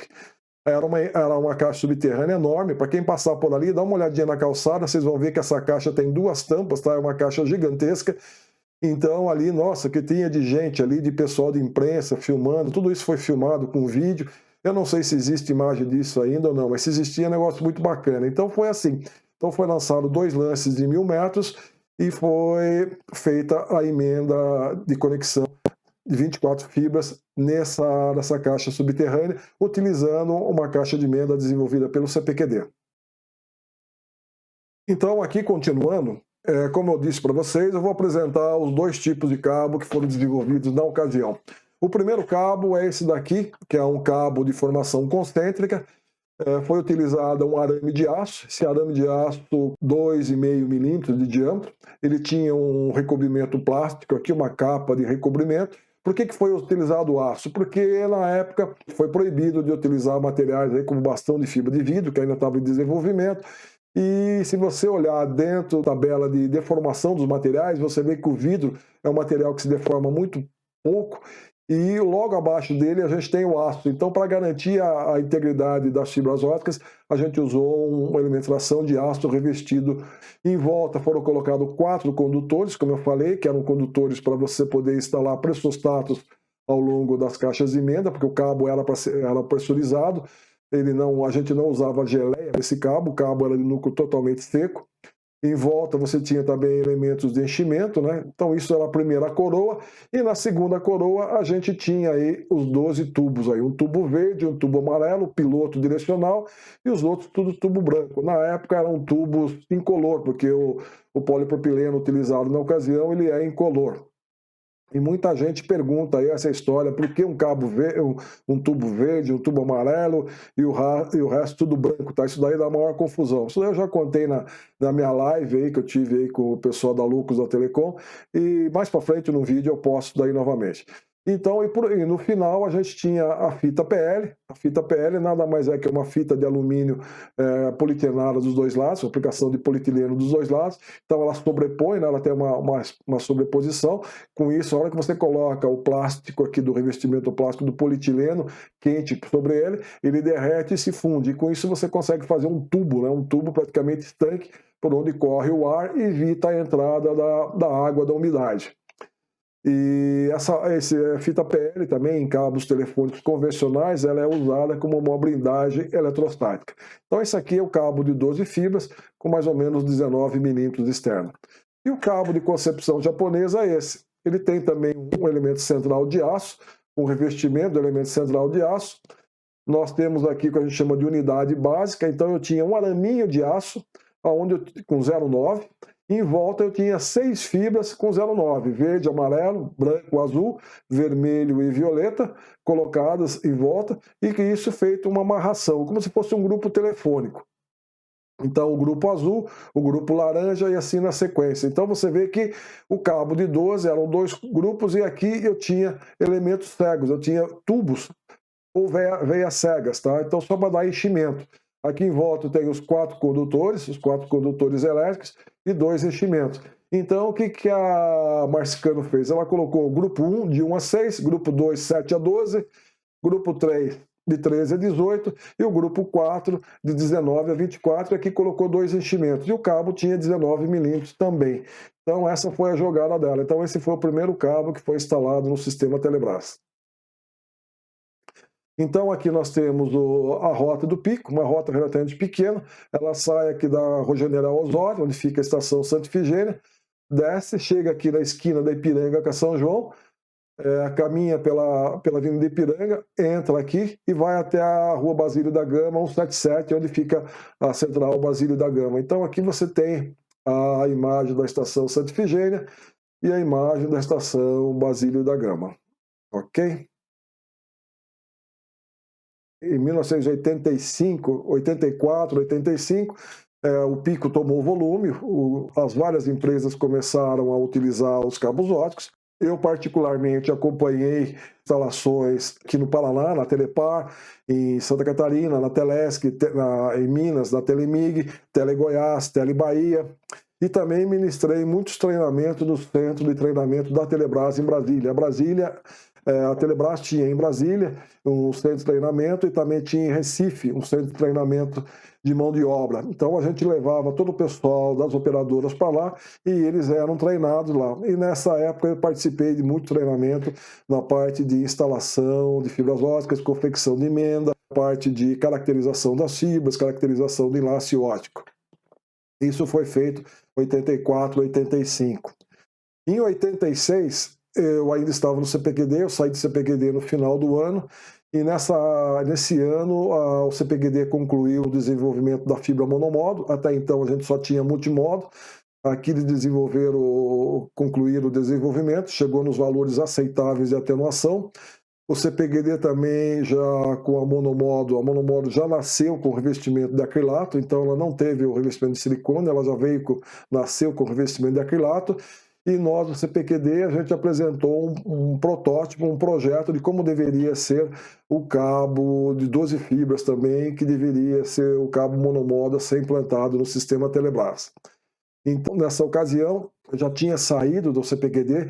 Coincidentemente, no final do ano eu saí, fui para a Condugel, já estava trabalhando na Condugel, que era um fabricante de cabos, e houve uma licitação por parte da Telebrasília, junto aos fabricantes. Foram licitados aí, no caso, 22 quilômetros, 23 quilômetros de cabo óptico de 12 fibras, que iria fazer a interligação metropolitana entre duas cidades, no caso, a Central Centro de Brasília e a Central Taguatinga. Então, foi o primeiro enlace aí metropolitano entre duas cidades. A Condugel ganhou essa licitação. Quando ela ganhou, ela recebeu também as obrigações, tá? Então, ela teve a obrigação de desenvolver o cabo dentro da planta industrial, a partir daquela ideia do CPQD, iniciou a produção e fazer a entrega dos cabos em 87, 88. Isso que eu falei, isso daí aconteceu mais ou menos no final do ano de 86, já na virada de 87, então 87, 88, 87 foi a fabricação, 88 começou as entregas já. Esse cabo era um cabo do tipo Luzi, ele deveria conter 12 fibras ópticas revestidas em acrilato e deveria ser abrigado no interior de 12 tubos secos, nesse caso eram os tubos Luzes. O elemento de tração também deveria ser metálico, dentro daquela filosofia, e o cabo deveria ser pressurizado, o exemplo dos cabos até então utilizados. Isso por quê? Porque a gente tinha muita unidade de pressurização sobrando nas centrais telefônicas. A capa externa, então, deveria ser do tipo APL, o revestimento em polietileno, e um detalhe interessante é que a cor do cabo, a cor da capa, deveria ser laranja. Por quê? Porque como era um cabo de alta capacidade e o entrocamento metropolitano, se você tivesse algum problema com esse cabo, poderia parar muitas ligações, aí o estrago seria muito grande. Então, para que a pessoa que entrasse na casa subterrânea, onde ela ia fazer algum trabalho, e ela desse de cara com um cabo laranja, ela sabia que era um cabo óptico de alta capacidade, então ela deveria tomar cuidado com esse cabo. Agora, durante o desenvolvimento do cabo, a gente verificou-se que o modelo apresentado pelo CPQD deveria ser feito algumas mudanças, algumas alterações. Isso com relação aos dimensionais, dimensional do tubo, dimensional, consequentemente, o dimensional do cabo. Então foi refeito os estudos, a gente refez os estudos novamente, apresentamos para o CPQD com relação para ele analisar essas modificações, com relação à performance mecânica do cabo, e foi aprovado. E com isso o cabo ele passou a ter um novo diâmetro externo, ele era para ter 12,5 milímetros, ele foi para 13,5. Então você vê que o primeiro cabo multimodo, ele 19 milímetros, agora já estamos falando de cabo na faixa de 13,5 milímetros. Então foi uma redução significativa em termos de material. Então esse é o desenho do primeiro cabo. Então você vê, tem um elemento central no meio, em volta, na primeira coroa, nós tínhamos 10 condutores elétricos, depois nós tínhamos os 12 tubos e por cima a capa externa do tipo APL. Então essas são as máquinas que foram fabricadas, o cabo óptico. Naquela época não existiam equipamentos industriais, a indústria de cabo óptico não estava avançada, então eram mais ou menos equipamentos caseiros, né? Eram equipamentos que eram destinados à fabricação de cabos telefônicos, e a gente fez as devidas adaptações com relação principalmente aos esforços que a fibra deveria receber durante a fabricação, e produzimos. Então aqui a linha de extrusão e aqui a linha de reunião. Você vê que nessa época a gente utilizava ainda uma reunidora do tipo planetária. Esse sistema planetário ele tem uma desvantagem, a velocidade dele é muito pequena, a produtividade é baixa, na faixa de 7 a 8 metros, e hoje a gente usa máquinas aí fazendo o SZ que nada mais é do que gira para lá, gira para cá, enquanto que o planetário era sempre no sentido helicoidal, de um lado só, e o SZ gira para lá, gira para cá. e com isso você consegue velocidades aí na faixa de 70 a 80 metros por minuto, ou seja, uma produtividade 10 vezes maior. Aqui no caso é uma mesa PL, né, para você fazer a fita PL. Como a gente falou, então você vinha com o cabo aqui de trás, o cabo passava nesses roletes, entrava reto aqui, e aqui embaixo você colocava o rolo de fita PL. Então a fita PL ela vinha em paralelo, o cabo aqui em cima, né, ela vinha aqui, chegava nessa mesa, ela fechava, fazia a sobreposição, passava no tipo de um funil, né, cônico, e aqui ela recebia na extrusora, recebia o material, né, o polietileno quente, e fazia a fusão de um lado no outro. Na parte de baixo, o gravador métrico sequencial, onde você grava o tipo do cabo, o modelo do cabo, o ano de fabricação, o lote e demais informações aí que a Anatel exige que sejam inseridos nos cabos. Na época era a Telebrás, hoje é a Anatel. Então os cabos foram produzidos, foram certificados, inspecionados de fábrica e foi entregue numa chefada da Telebrasília. A exemplo do Pico, lá também foram utilizados subdutos quádruplos rígidos. No caso, os dutos lá tiveram que ser mandilhados, tiveram que ser limpados, porque tinha muito duto de cerâmica, eram dutos antigos, da época da construção de Brasília ainda. Teve alguns lugares que os dutos foram reconstruídos. Foi feito isso daí tudo com mão de obra da própria Telebrasília e foi lançado o subduto. O comprimento da rota toda, no final, ficou em 23.774 metros, e foram feitas 17 emendas e, consequentemente, 18 lances de cabo que foram lançados. Na época foram escolhidas duas empresas para fazer essa instalação, são duas empresas grandes. A Construtel eu sei que não existe mais, a ETE não sei se existe ainda, tá? Eu acho que pode até existir, mas eram empresas de empreiteiras de construção civil. A Construtel ela entrou com 11.559 metros, sendo 8 lances e 7 emendas, e a ETE 12 quilômetros, 12.185 metros, sendo 10 lances e 9 emendas. E a emenda de fechamento, a emenda final, foi executada pela própria Telebrasília. A instalação dos cabos foi feita mecanicamente, como eu falei para vocês, foi feito por meio de guincho, e a velocidade de puxamento ficou aí na faixa de 20 metros por minuto. Como o puxamento era feito por guincho, todo puxamento era monitorado, todo esforço de tração era monitorado através de células de carga. E para isso era feito um registro gráfico. Vocês vão ver uma foto aqui na frente que eu mostro para vocês. E o peso máximo do cabo, o esforço máximo era 340, o esforço máximo ficou em 245. Nas estações, na parte interna, foi feita uma emenda de porão, e nessa emenda de porão foi feito um cabo interno também. Esse cabo interno era composto por 12 monofibras, e nesse cabo interno foi executado o bloqueio de pressurização para não ter vazamento de ar. Então, somente o cabo externo é que foi pressurizado. E um detalhe interessante, esse cabo, apesar de você ter entrada de pressurização dos dois lados dele, nas duas extremidades, esse cabo nunca equalizou. Por quê? Porque a resistência pneumática dele era muito grande. Como o cabo diminuiu o diâmetro da fibra, diminuiu o diâmetro do tubo, a resistência pneumática, os interstícios por onde o ar deveria penetrar, eles acabaram aumentando muito, diminuindo muito, a resistência pneumática aumentou. E o enlace também, eram 23 quilômetros, né? Então isso correspondeu aí que o cabo nunca chegou a ficar equalizado, apesar de bombeando o ar das duas extremidades. E no final, a atenuação de todas as fibras ficou ao redor de 16 dB, e deu aí, no caso, 0,67 dB por quilômetro. Isso daqui é um valor relativamente alto para os dias de hoje, né? Mas se levar em consideração o estado da arte, que na época a gente trabalhou com o Elo 34 e trabalhando em 1310, então essa atenuação era até que era interessante. E vocês lembram aqui que a gente tem 16 dB em 22 quilômetros. Lembra que do Eco 1 a gente tinha também uma atenuação na faixa de 16 dB, e esses 16 dB eles eram mais ou menos uma rota de apenas 3 km, né?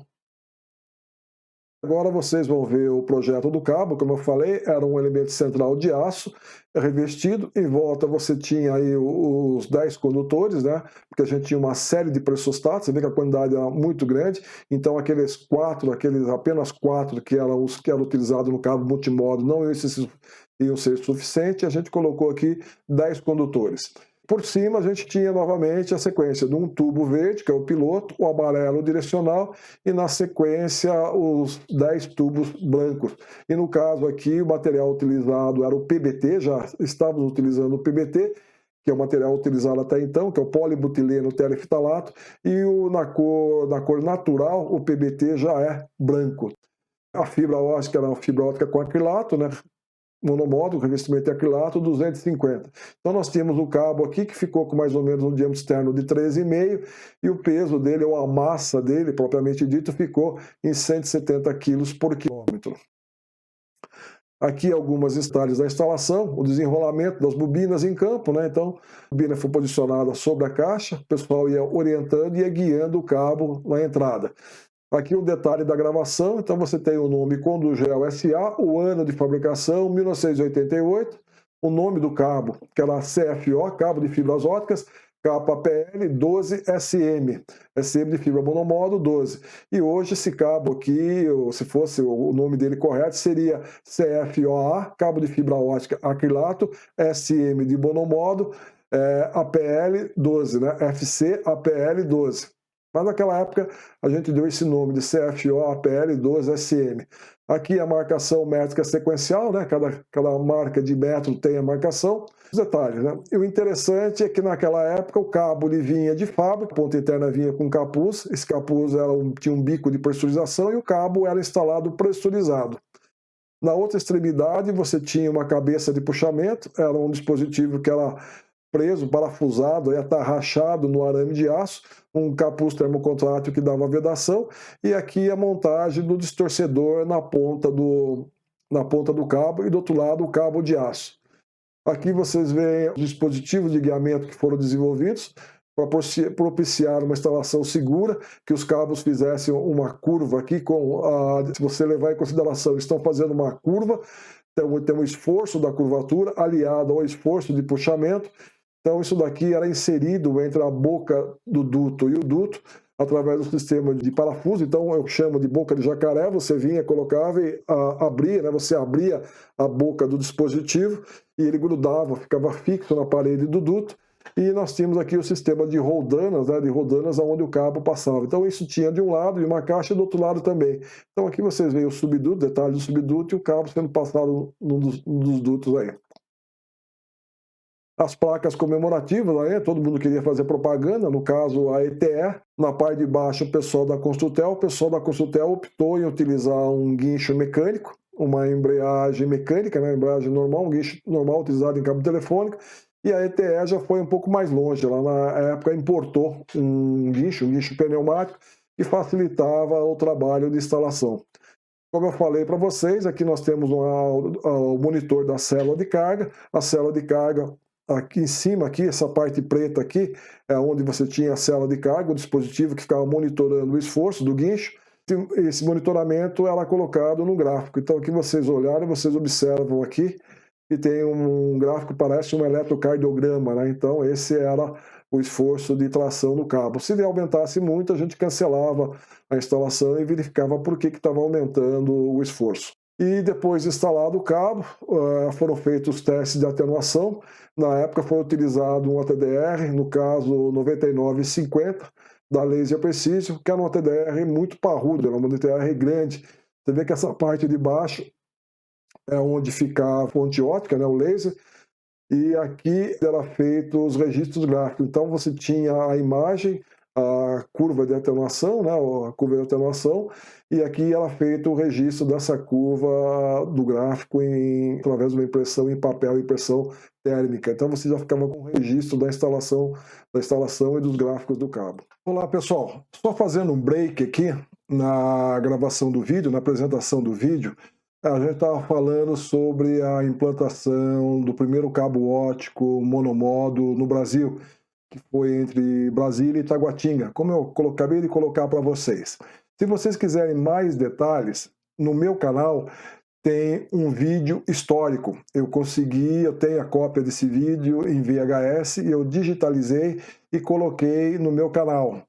E a qualidade não está legal, porque é um vídeo bastante antigo, o VHS também já está meio danificado, mas dá para vocês terem uma ideia de como é que foi essa aventura, vamos chamar assim, porque naquela época foi o primeiro cabo óptico monomodo, foi um primeiro enlace entre duas cidades, primeiro enlace metropolitano, utilizando fibras monomodo. Então é um negócio muito bacana. Se vocês quiserem assistir, procura no meu canal, aqui do lado Não, aqui do lado, aqui do lado vocês têm aí como é que está a apresentação dele no meu canal. Se vocês entrarem no canal, vocês vão ver essa imagem aí, o item Telebrasília. Então clica nele que vocês vão ver. São 14 minutos só de vídeo aí, mas é um negócio bacana, tá? Vocês vão ter uma boa noção de como é que foi essa aventura, essa epopeia.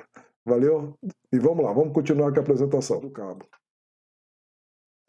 Então, isso daí foi a última enlace, a última aventura que aconteceu aí, o efeito marcante dos cabos óticos. Até então, hoje os cabos óticos são utilizados aí para todo lado e toda operadora tem. Já virou, digamos, um arroz com feijão, como a gente diz no jargão popular aí.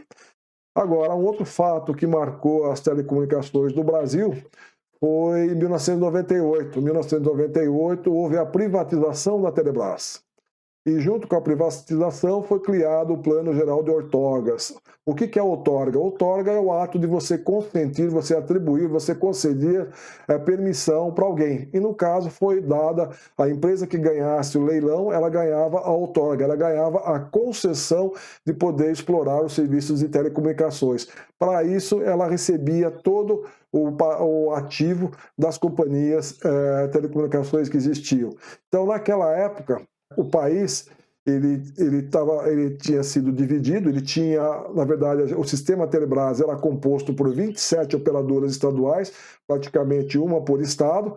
A gente tinha uma operadora nacional de longa distância, que era a Embratel. Então, o que aconteceu? O pessoal dividiu isso daqui em 3 regiões, para que pudesse ser feita a concessão e autorização dada a outorga para o pessoal explorar o STFC, que é o Serviço de Telefonia Fixa Comutada. Então, na ocasião, foi criado 3 regiões. Então, foi criado a região 1, que a gente chamou de Telenorte e Leste, a região 2, que a gente chamou de Telecentro-Sul, e a região 3, que era a região atendida pela Telesp, de tal maneira que todas essas operadoras aqui somadas tivessem mais ou menos a mesma quantidade de assinantes. Então ficou desse modo aqui.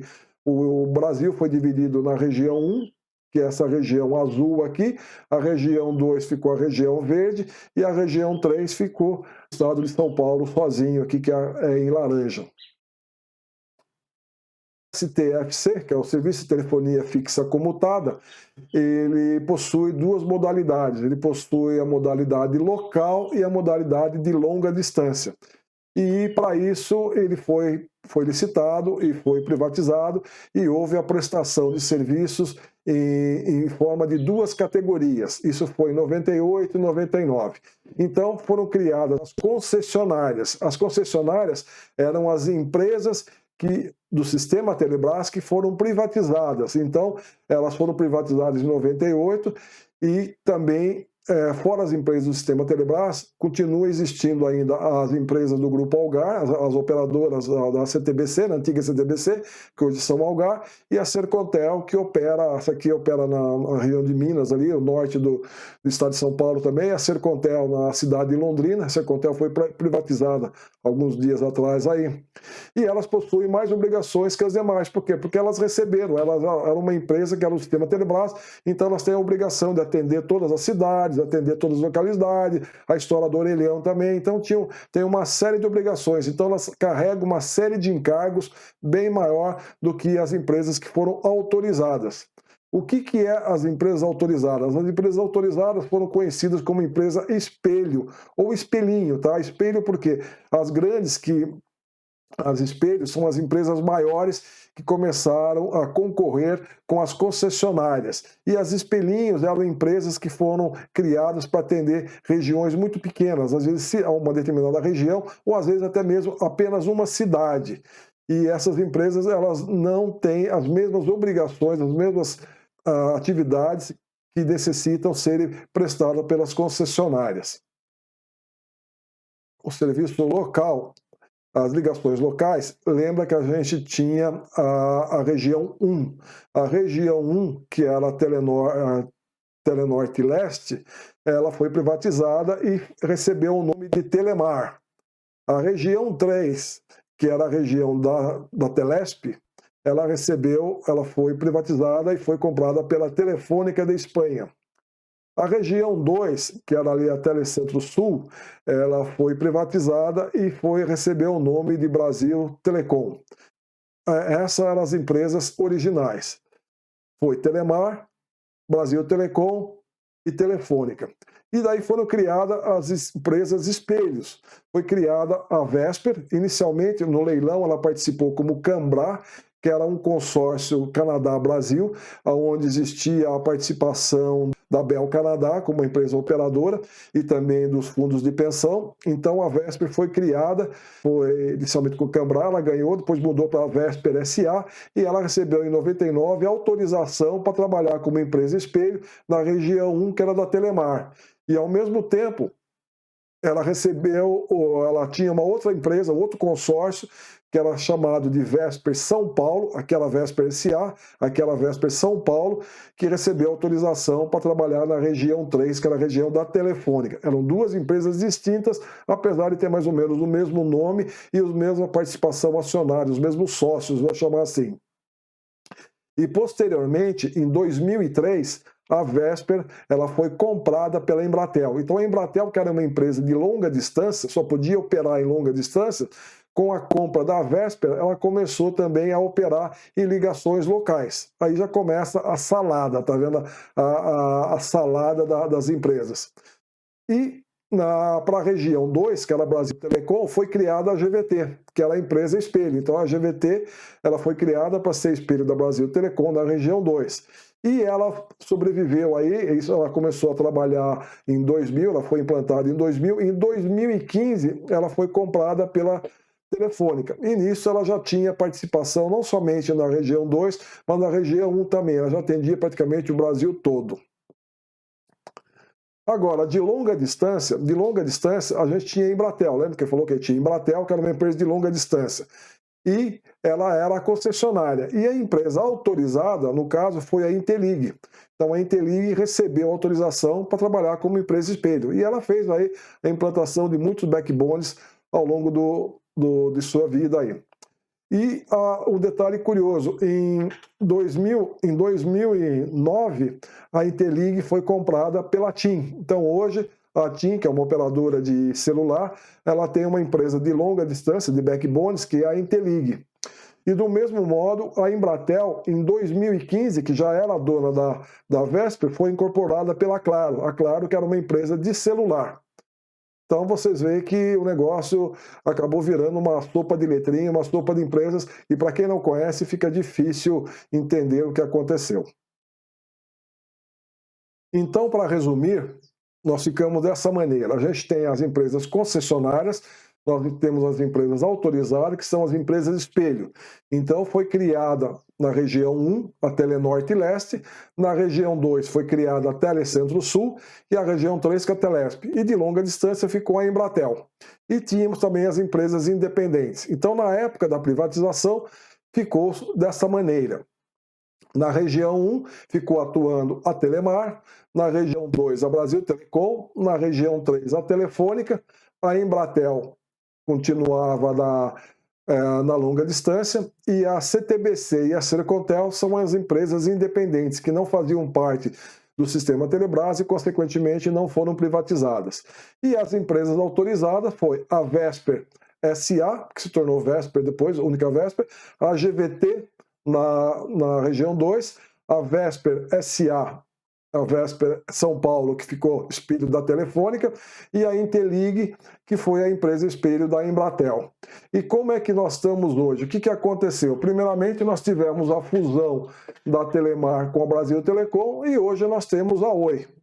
Por sua vez, a Telefônica com a GVT se fundiram e nós temos a Vivo. Inclusive, a Oi também tem celular e a Vivo também tem celular. Daí nós tivemos a Claro, que é a empresa de celular, assimilando a Vesper, que são ligações locais, e a Embratel, ligações de longa distância. E a TIM, que é uma operadora de celular, acabou recebendo também a Intelig como backbone. E a CTBC acabou virando Algar Telecom, e a Sercontel continuou como Sercontel e, como eu disse, foi privatizada há pouco tempo atrás. E é mais ou menos isso como nós temos hoje. Pois é. Então, espero que vocês tenham gostado dessa história. Você vê que nós falamos sobre o desenvolvimento da fibra ótica a nível mundial, a história da fibra ótica, como ela começou, como ela se desenvolveu. Nós falamos também sobre a história da fibra ótica no Brasil, os cabos óticos, o desenvolvimento, as primeiras instalações. E no final, agora nós falamos um pouco sobre a privatização das telecomunicações no Brasil. Então é isso aí. Espero que vocês tenham gostado, tá? Quem gostou, dá um like aí, não esqueça, dá um like aí. Quem não gostou, pode dar um like também, mas por favor, coloca seu feedback aí para dizer para a gente por que não gostou, se ficou muito longo, se as imagens estão ruins, se o áudio está ruim, dá um feedback para a gente melhorar e apresentar um material de uma qualidade melhor aí nas próximas apresentações. E se você ainda não está inscrito no canal, se inscreve no meu canal aí, tá? Porque assim, automaticamente, toda vez que eu postar alguma coisa, vocês vão receber a indicação que tem coisa nova no canal. A minha ideia é, pelo menos uma vez ou a cada 15 dias, colocar um assunto aí. Se vocês tiverem alguma coisa de sugestão que vocês queiram que a gente apresente aí, dá um alô também aí que a gente vai preparar esse material e apresentar para vocês, ok? Então é isso aí, gente. Muito obrigado pela atenção. Sei que foi um negócio mais ou menos longo. Se você não pôde assistir de uma vez só, vai assistindo devagar, tá? Obrigado por tudo, um grande abraço e até a próxima. Até mais.